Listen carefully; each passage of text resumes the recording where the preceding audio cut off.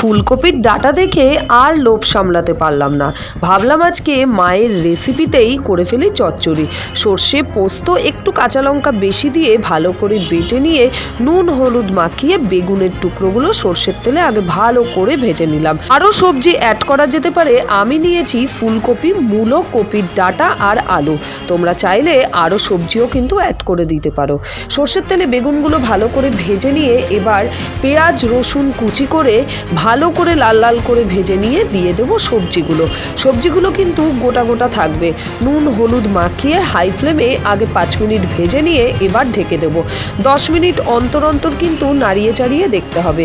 দিয়ে দিচ্ছি half tomato কুচি করে। এবার নামানোর আগে দিয়ে দিচ্ছি বাটা সর্ষে পোস্ত। ভালো করে মাখিয়ে নিয়ে স্বাদ ব্যালেন্সের জন্য চিনি দিয়ে ভাজা বেগুন ধনেপাতা মাখিয়ে এবার সকালবেলা গরম গরম ভাতে হয়ে যাক। সাবস্ক্রাইব।